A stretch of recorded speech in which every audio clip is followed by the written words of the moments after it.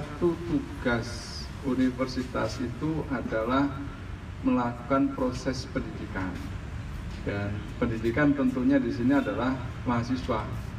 Jadi core bisnis utama perguruan tinggi itu adalah pendidikan pada mahasiswa. Nah, kira-kira begitu.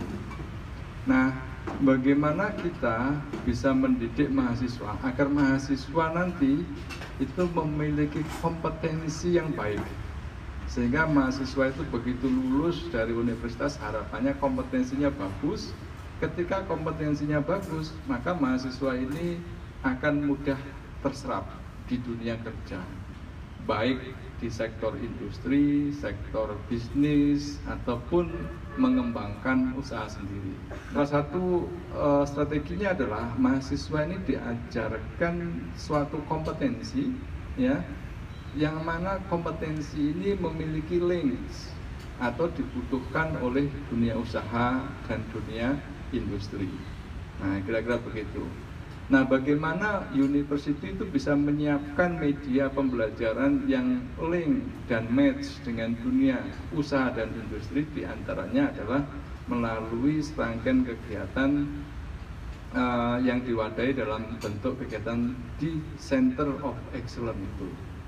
Nah, Center of Excellence itu lebih ke arah suatu wadah sebenarnya, suatu organisasi atau suatu strategi pengembangan pendidikan itu.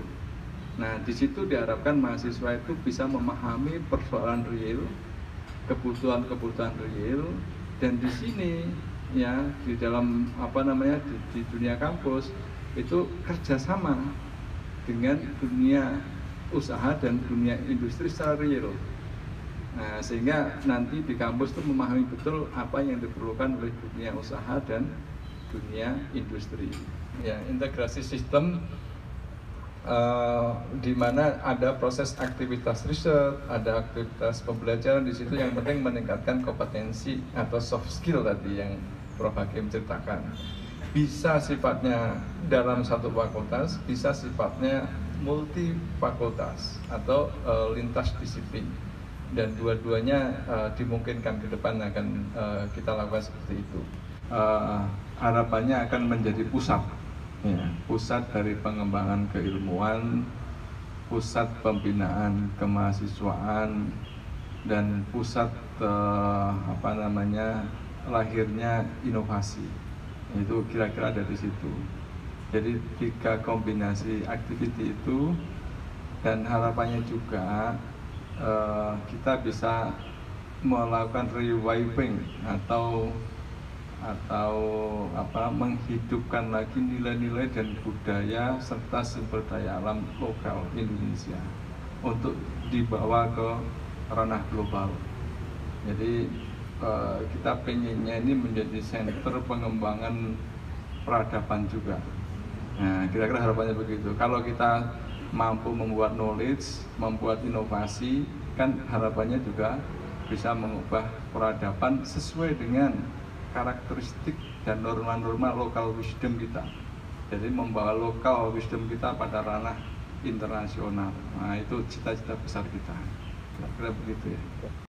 Ini teknis gambarannya itu pusat studi, ya, pusat studi, pusat riset, pusat data.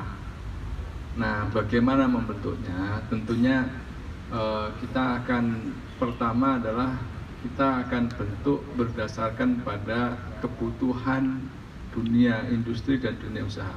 Sebagai contoh, ini contoh real ya. Kemarin saya itu ke PT Inka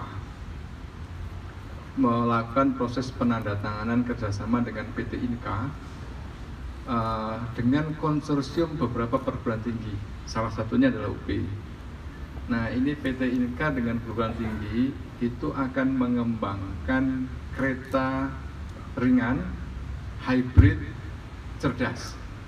Jadi kata kuncinya itu kereta ringan terus hybrid, ya, teknologinya pasti ada menggunakan energi yang bersih, kemudian cerdas. Cerdas itu mengintegrasikan semua sistem termasuk menggunakan Internet of Things.